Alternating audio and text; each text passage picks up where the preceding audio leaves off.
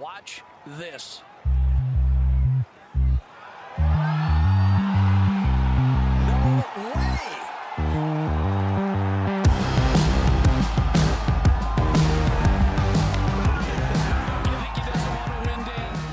Hello and welcome back to another episode of the Cookie Jar Golf Podcast, brought to you in partnership with FootJoy. I am Tom Mills, and today I'm joined by Sam Williams. Sam, and breathe.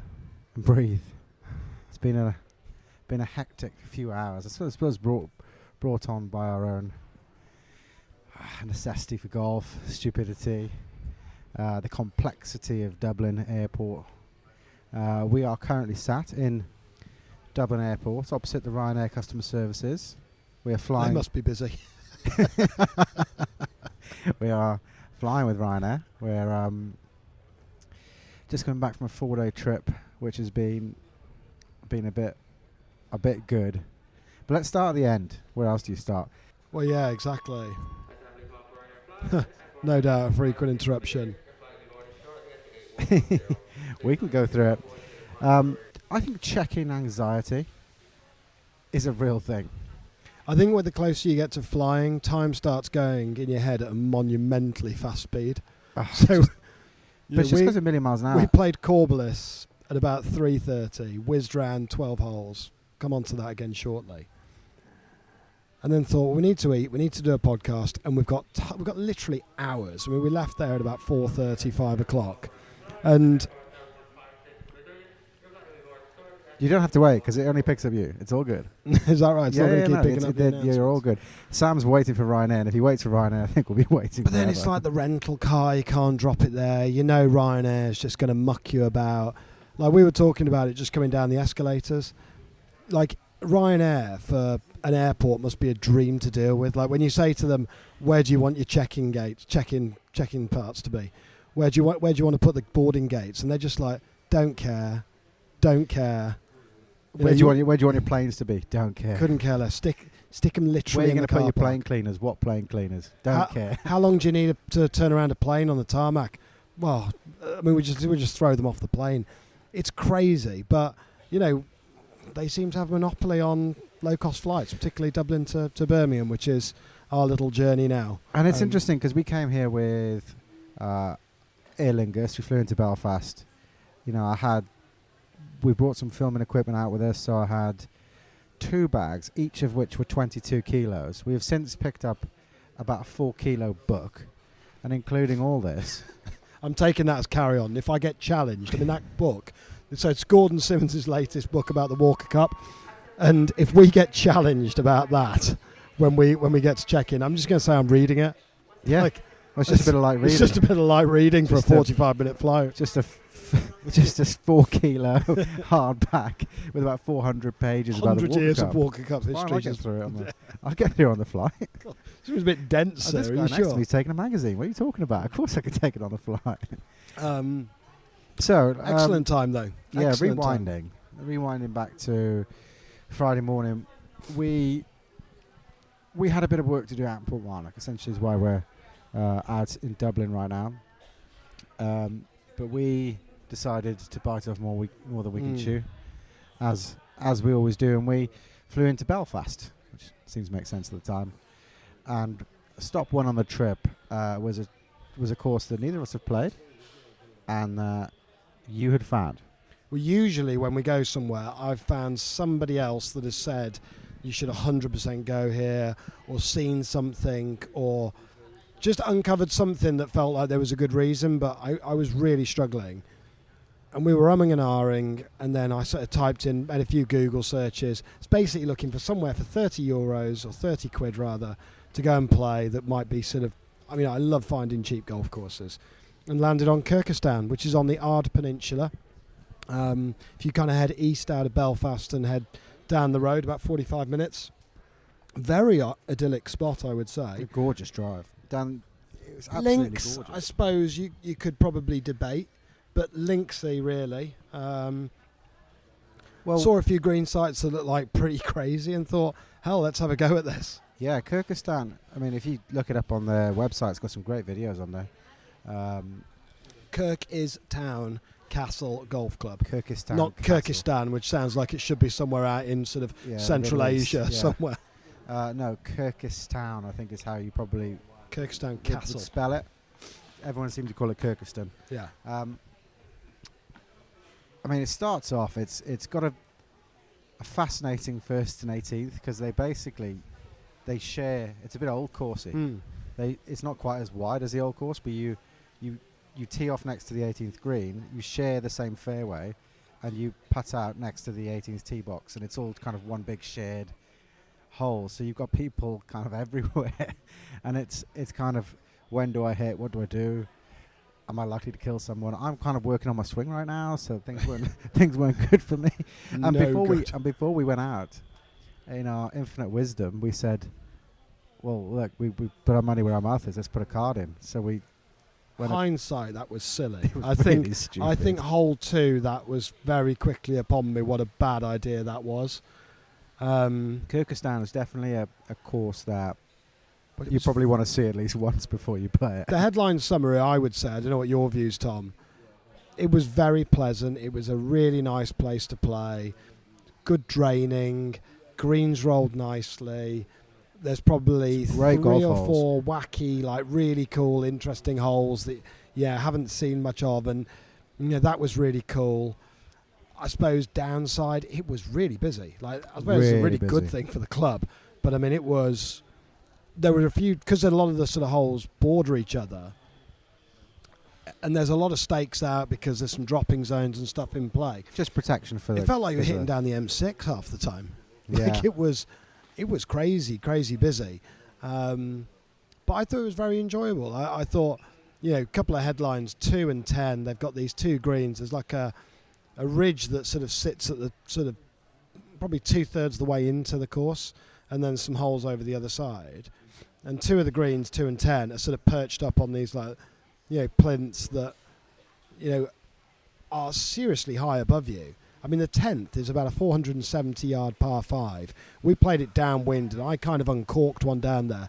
There was a bit of issues looking for my golf ball, but which we won't discuss. Which we won't find. When we found it about 2 minutes 50, I think I found we the won't ball. discuss. So I had about 150 yards into this par 5 for my second shot. And I thought it was lunacy going for it. Yeah, I'm never laid up from 150 yards. So the green is tiny. To try and kind of paint a picture on this, the whole hole is flat until you get. It's pretty much straight. It's slightly doglegs to the left, right at the very end, until you get to the last 20 yards of the hole, and at that point it kind of goes up, and it must be 20 feet of elevation. Yeah. And it just goes up a cliff. And then on the left is gorse, and probably dead. On the right is the mott. No idea The what mott. a mott is. Which is, if you follow us on Instagram, it said, please do not enter the mott all over it. I don't know what M-O-T-T. I don't know whether we entered it or not, because I don't know what the hell the mott was. So I have we might have gone in the mott. Kirkstown will have to say a word for it. We tried our best. Yeah, we did. We didn't intentionally break any rules. But if the mott was the hill, on the hill was, again, gorse. So you had about 7-8 yard target from 150 to go to an elevated green that you couldn't miss left, you couldn't miss right. If you were short, you kind of okay because you just kind of pitch up. I mean, long, in retrospect, long was okay, but you weren't to know that from where we were.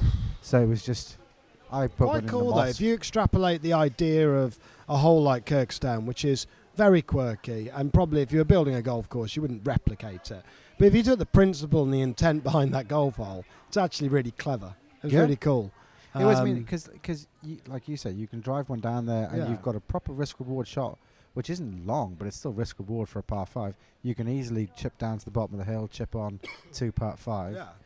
I think that's the bit that annoyed you. You hit a good drive, and then you think the whole world should bow down to you and give you like an easy shot into the green. No. I respected it. I think I gouged something to the front and then took 5 from 30 yards, but... it all got it was quite a fiddly golf course. Yeah, it was very. You needed to hit the ball in the right place. 2 is a very similar golf hole, except it's a par 4. You kind of drive to the bottom of the hill, and it's got the same kind of elevation up. But 2 is quite cool because it's Kirkistown Castle, and it's got the little castle that's sat up. Little sort of, it's only a little, I don't know, little little fortressy thing that sits on top next to the green, which you had to go over. Yeah, you nearly clattered into the castle on your approach, but very cool, very good fun, and some quirky. of the finest food. Yeah, some very nice clubhouse food. With the chairs. Yeah, I think I went a bit yellow. Like, I think I had soup, sandwich, chips, and onion rings. Which I think the January health kick starts in February. If I'm being brutally honest, I'm feeling like the body's not going to hold out touring this year if I don't get my health under control. Like, I've got to. I think with a bit of time now in Feb and like, let's face it, America and Ireland are not the places to calorie count. Like, they like deep fried food. So and Guinness. Yeah, and Guinness and all the other enjoyable stuff. So Kirkistown Castle completed. I'd go there again. I'd recommend going there. Yeah, I'm not sure. I'd probably we could have played Ardglass, or I'd really like to have gone and seen the old at Port Stewart. There's loads of people messaging about places like Malone and Clandeboy. Like, would really like to go and play those places in the summer. Malone has come up a lot on this trip, hasn't it? Malone was seems talked to be a hell of a lot. All roads lead to Malone, which is like a Belfast Parkland golf club. I mean, Belfast in of itself was a really nice city. We went out for dinner there. We went out for dinner that evening there. It's a place called the Waterman. Yeah, very, very nice. I mean, I don't know what I was expecting of Belfast. I've never been to Belfast. I've flown in a few times, but like jumped in a car and gone elsewhere. But we actually stayed, had dinner in there, spent some time in Belfast. It was beautiful. Beautiful city. Really nice architecture. It seemed to be thriving. We went into a bar. Some randomer spoke to me. We were with two people from Belfast as well. And a great a scene. randomer came and spoke to us. And I turned to Johnny and I was like, do you have any idea what he said? And he's like, I didn't understand the thing, so I don't know how you managed. But it was very cool. Really enjoyed Belfast. Really a lovely meal. And then I suppose the big lucky part of our trip occurred the next day. Yeah, playing County Down. I mean, look, we've talked about County Down. It's like, spoiler alert, like, it's a world-class place. It's a world-class golf course. I'd forgotten how good it was. I think when we went maybe 2 or 3 years ago, this is why going back to places is so cool, is you're left with an impression, but I think recency bias is a thing with golf courses. Yeah, of course. So you just forget. I think the big thing playing County Down was looking back down that third fairway. And the I remember scale of the Mourne Mountains. I remember standing on the third last time, looking back and thinking, whoa. Because the thing behind the third, you've got that dune that's kind of incorporated into the Annesley course. I think it's the 9th hole, the Annesley round there, which still dying to play. That's probably in my top 5 to play, I'd say. Looked immense. But I just couldn't fit it in. We desperately tried on this trip, but just couldn't really get the time to fit it in. And you got that huge sand hill in front of you, which sits behind the back of the third green, and you turn around and you frame basically 3 holes back to the sort of clubhouse area. You can't quite see the clubhouse, and the Mourne Mountains in the background, the sea's crashing around you, and it's I'd forgotten. It's breathtakingly good. Yeah. Yeah. And so many people talk about the front 9 at County Down. They go on and on. Like, it's the first 9 or 10 at County Down is the best stretch of golf, and that's I think that's totally fair and given. Forgot actually how good some of that back 9 is as well. Yeah. Like, it really just keep going. Yeah, some and of the keep finest giving steps. I think it's the 13th or 14th. Yeah, no, amazing day. I mean, look, it was quite interesting on this trip, I suppose, because we played a few holes at Portmarnock the following day, and so you put Portmarnock and County Down together as 2 of the world's best clubs in GB&I and courses. And then you play 2 places at the completely other end of the spectrum in Corballis and Kirkistown. You know what? You kind of enjoy them all, don't you? And they're all completely different. I mean, it always goes back to that Tom Coyne thing he said to us back in like episode 10. It's all pizza, baby. You can't. Yeah, you just can't. It's all miss, good. Can you? You can't really go wrong. But no, I mean, yeah, playing again at County Down. That's very big treat. And we went out then in the evening, and What's funny is just a sidetrack, because it's amazing they've allowed us through the gates again. Actually, if I'm being brutally honest, because if you go back and watch our film from County Down, it's a neg fest. Well, when you look at what Bernard Darwin writes in there, sometimes the greens are inclined to be slow. It's in there. And then I think he goes, people speak of it as a wonderful natural course. It begs the question as to its exact golfing merits. It's so funny. Just I'm going to clarify to anyone listening who's affiliated with County Down, not my words. No, the words Penning of Bernard and Darwin. and Penning. But it was, I think it was the almighty negging the perhaps. They were like, these boys know what they're talking about. Let's show them what the number of people that have said we should have put that words by Bernard Darwin at the start of the film. Beginning, yeah. Otherwise, people watch the film and go, "Have they really gone there and talked about the greens being slow?" Well, a friend of ours, been on the podcast before, Sam Clapham. He said he got about halfway through that film and he's like, "You've got far more poetic than you usually are." Yeah. So they're not my words. That's why.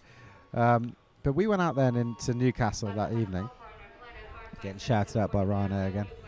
We went out into Newcastle that evening and we parked the car, and it was one of these like bars or like hotels that was affiliated to a pub, and they were like next door. Called it a boutique hotel. I felt like that might have been a stretch. I think the Advertising Standards Agency would probably have something to say about that. But we got to the bit where the rooms were, and it was locked. So we had to then go.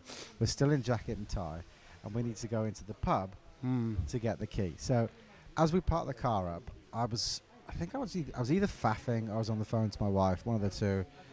Both. Sam had wandered across to kind of find out where we were going, and some dude rocks out of the pub and starts kicking in a like a metal sign, like just kicking it and punching it and all this stuff.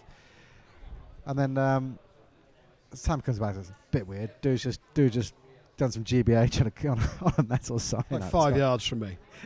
I was literally terrified. I hate the thought of fighting. I didn't think anything of it, so I just it's fine. Like, don't worry about it. We're not going to see him again. So we go in our jacket and tie into the pub to go get the key, and we're carrying the golf bags inside the golf travel bags. So we've got these huge, gigantic, long golf thing in a jacket and tie, and this bloke comes clutching onto a pair of Walker Cup books at the same time. I mean, you're just screaming out for a bottle over your head, aren't you, at this point? Sam, you were so edgy. You were like, "What's so edgy?" And you're like, and you said, "It's a bit weird. This guy's just shoulder barged me." And I realised why I'm stood in the wrong place. And I'm thinking, nah, it's the same guy's just kicked the metal sign. I'd really like to get these keys in a minute. I was thinking, another 5 minutes in here, and we're going to be going to Portmarnock with either a cut lip or a black eye, probably both.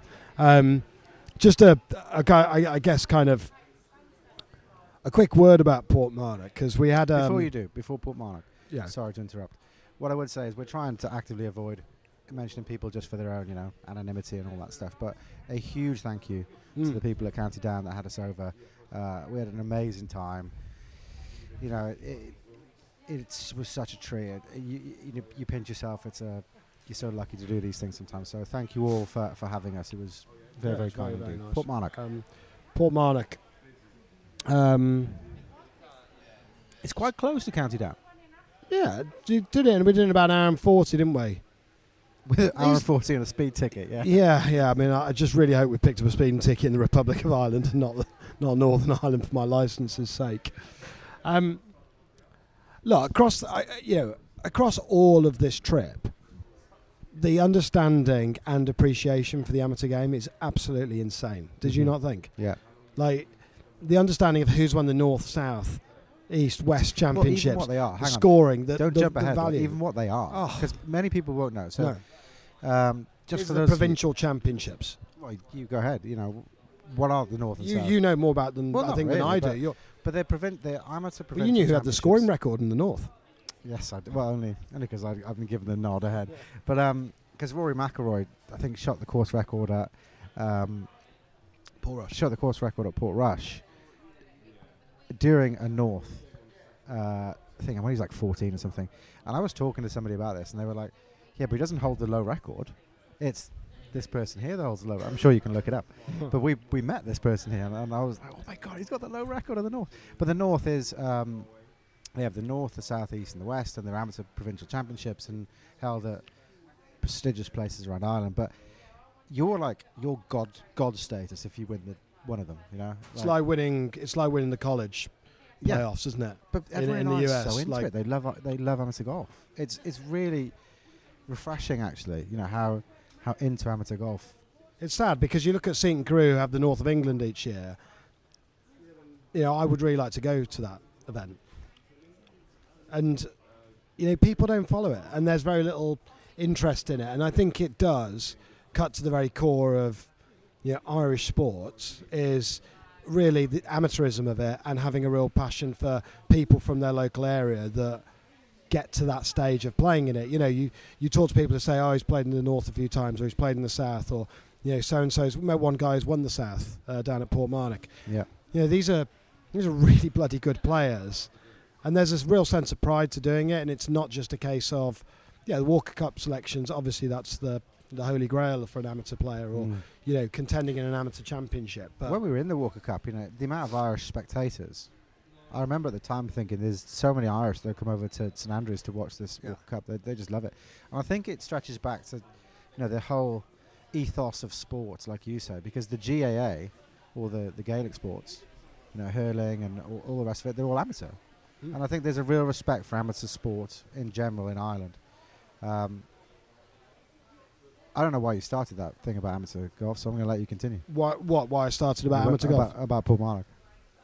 No, I think it's just a thread that cuts through all the places we've visited in Ireland. Yeah. That is, you know, they all have that in common, and I just think that's really cool. The project we were over in Portmarnock for was a really cool thing, and I'm sure, you know, if we say what it is, a lot of people in clubs around Britain will probably think, oh, that is a great idea. The idea within their heritage committee is to gather some of the elder statesmen to talk about the history of the course and film that in an interview setting. And the people. Yeah, and the club and the characters. Tournaments. I mean, obviously Portmarnock's held more Irish Opens than, you know, any other course in Ireland. By the way, the Irish Open this year at Royal County Down, like, that needs to go on our schedule. Yeah. There's no way we can miss that. But yeah, I just think that's a great idea, because when, you know, in the fullness of time, when people are no longer here and when things change, or, you know, you've got these things for posterity, and you were held up in the room at I think Portmarnock. it was a committee room, or it was certain. No, it used to be the card room once upon a time, and that they talked about that. It was like how it used to be the card room, and, you know, the advent of, not the advent, but the sort of prevalence of TV. People kind of stopped just going to the club to play cards because they could watch TV and go home or whatever. But what was really refreshing about the work that we did at Portmarnock was they've got no immediate ambition to do anything with it. It's not like, oh, we're going to do this because we want it to go out on social media, or we're going to do this because we're going to put it on our website. No, we want to do this because we want to keep it. We want these stories. We want to keep this history for ourselves, and in 10, 15 years we might do something with it. But for now, we just would like to bottle it, because, like you said, you know, nobody lives forever, and it was very cool. And we came the day before and managed to witness the captain's drive-in, which is again cool. Lots of clubs do it. Lots of clubs have a drive-in, but it's the first time I'd been to one, because Blackwell just celebrates nothing. Like, everything's just like 1 foot forward. Next day at Blackwell, and there's always some sort of party or whatever going on, but then the next day just life continues. I thought it was quite nice. Families were up there. Everyone came out. It was so windy. Like, it was something that literally cut you in half, that wind. We went out about an hour before the drive-in. We're getting papped. So must be a big fan. We went out maybe like an hour before the drive-in. You get papped? You just got papped? I was there just goes a pap. It must be a big Jar fan. And we played the 10th hole and the 9th hole. So just there's kind of, you can just jump one to the other. It wasn't, you know, it's quite close to each other. The 10th was into wind. Friend of the pod, past guest of the pod, Dara Garahy, and yourself, smoke drivers off 10th. Neither of you made the fairway, so which is probably about 170 odd carry or something like that, maybe a bit less. You couldn't play in that wind. We then picked up the balls, walked to 115 yards out. And we went through pretty much every club in the bag, and in the end, you had to crucify a 3-iron to get pin high. But yeah, maybe it's spun up, and I'm sure someone will say, well, if you just chip it or whatever, just no, the overriding point was. It was like, that's the strongest wind I've ever felt on a golf course. And then we just to highlight this as well. I mean, they've got I think it's I don't know what the wind meter's called, an anonymity or something like that.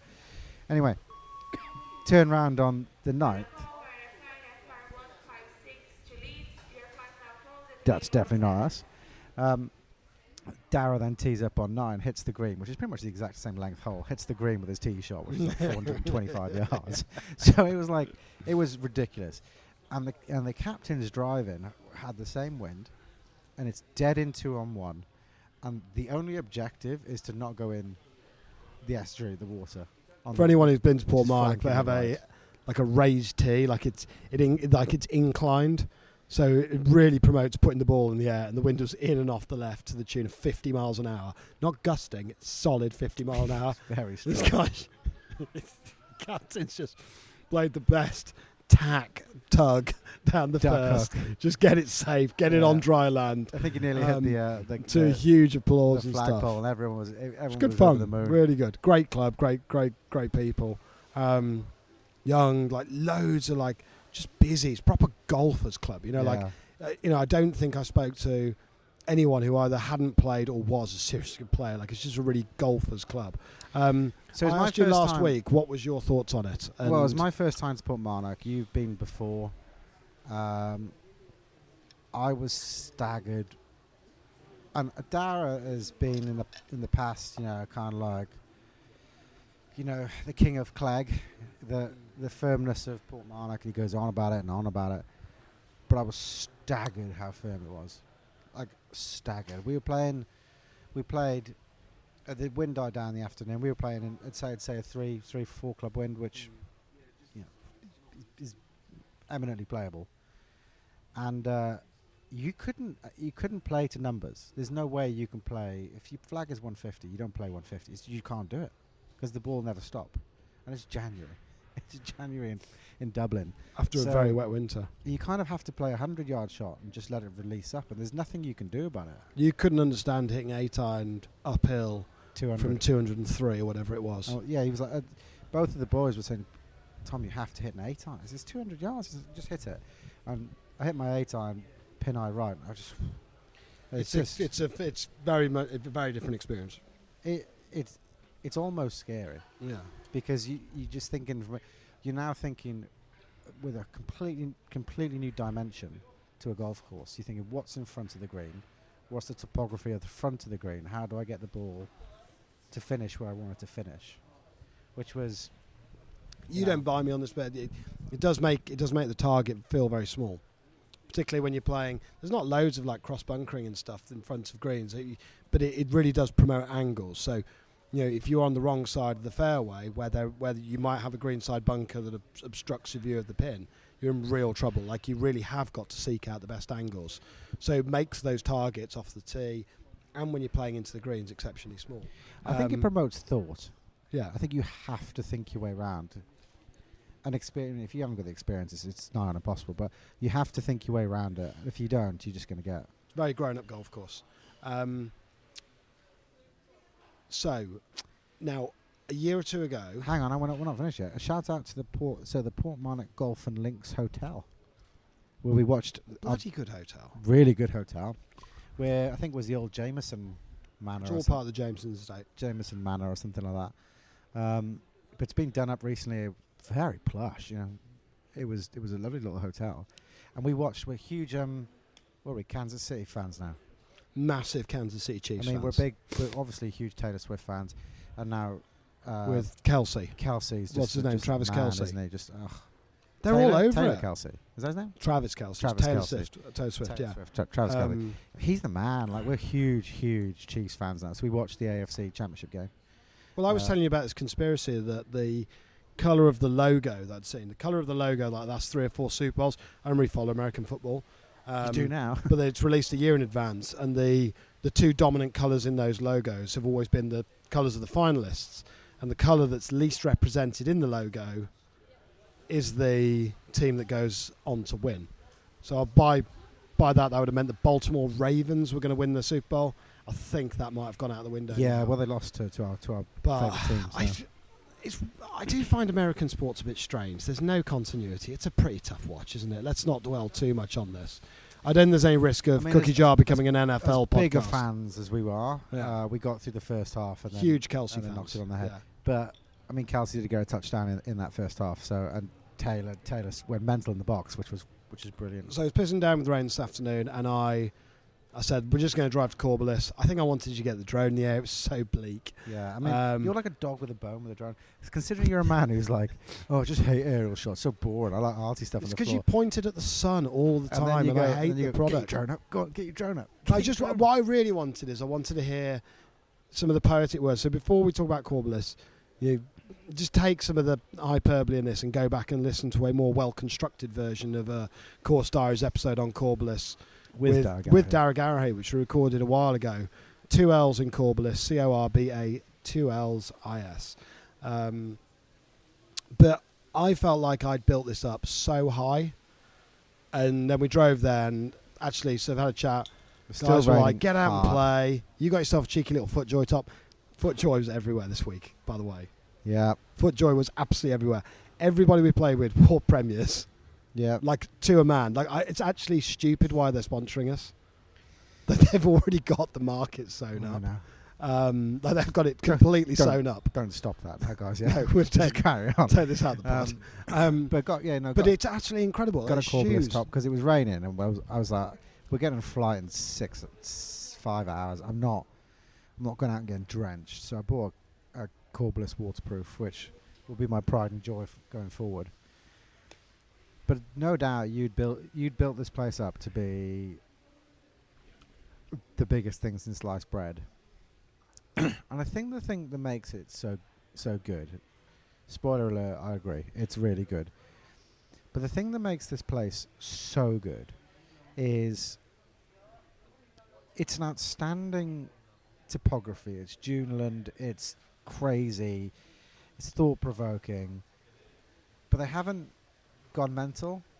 Like, if that course, I'm telling you right now, and I'm sure you already know this, but if that course was 7,200 yards and charged €250 a pop, you'd never be able to get on it. It would be ram busy, absolutely ram busy. But the fact that it's shorter and cheap, that it blew my socks off. Absolutely blew my socks off. We're okay. We've still got. I'm going to check. So we don't take off for another 40 minutes. We're about 3 minutes from the gate, and Sam is Anxiety is just high. What did it say? Go to gate. Okay. Well, we're at the gates. Life's all good. He's so stressed right now. But Corballis, just to give it a very brief overview. I think it's proof it's like you nailed it. I think hole 2. If you get good land, you're laughing. You don't need to do much with it. All that matters in this business. Mean, the land was so good that you could literally send a blind man out there and they would come up with a pretty decent golf course. That's slightly.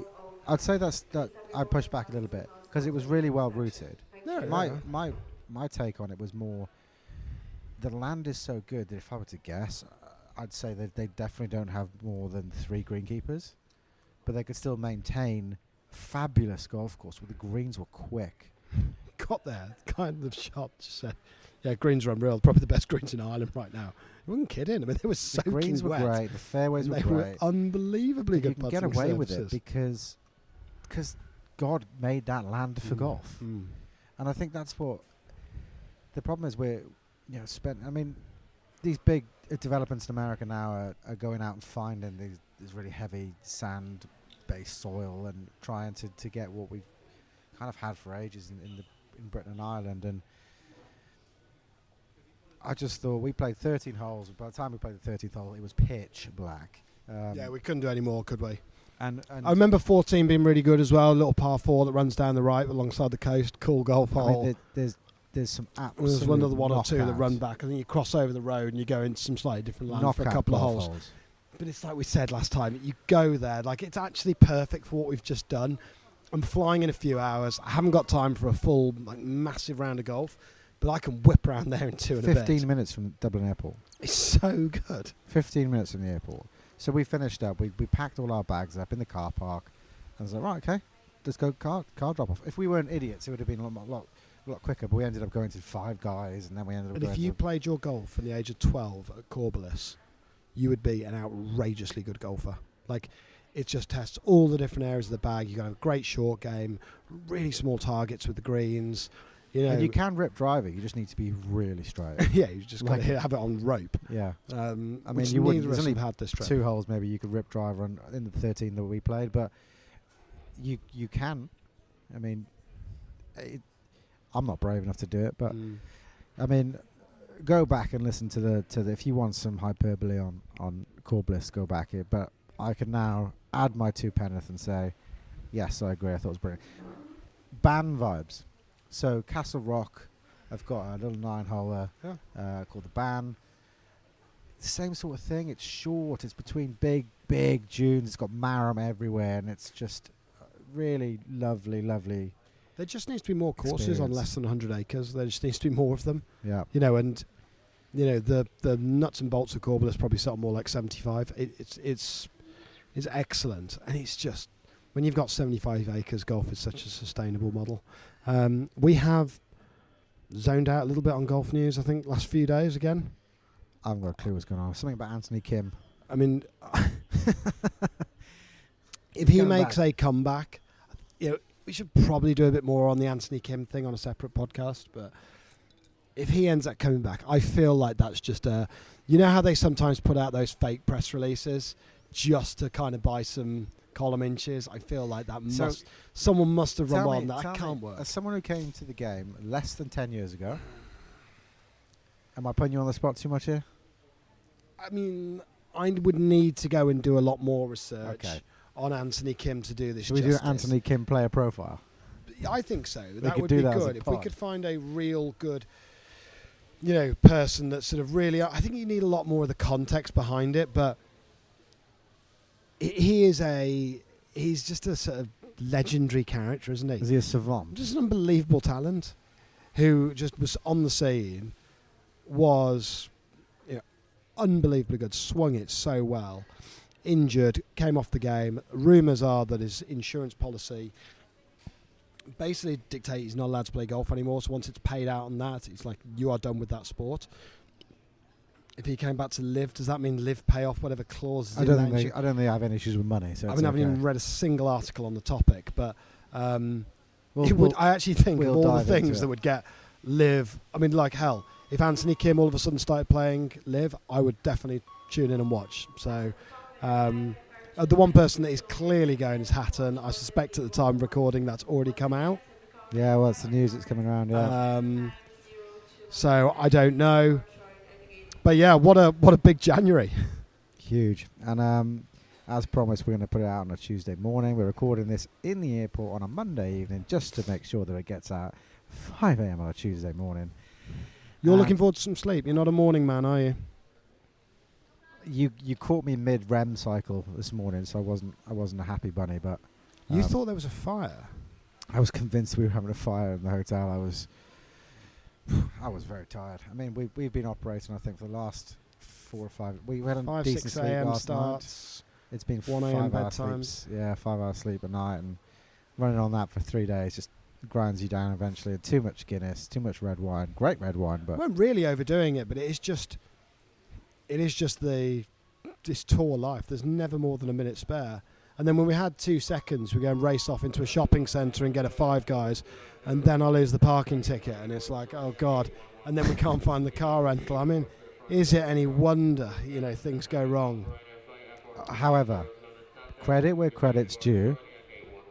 Our experience with Ryanair to the point that we're sat in what I think is a Wetherspoons in Dublin Airport, waiting to board. Similar-ish. Other brands exist. As of right now, our experience has been very good. There's been very few questions asked about overweight luggage. We didn't have to queue. Dublin had those new scanners where you can just lob everything through, and it's just super quick when you get through security. So as long as we can wrap this pod up in the next 5 minutes and get on the plane, I think we've still got another €150 to spend to get the backpacks through. But well, let's find out. Okay, anyway, until next time. Adios. Watch this.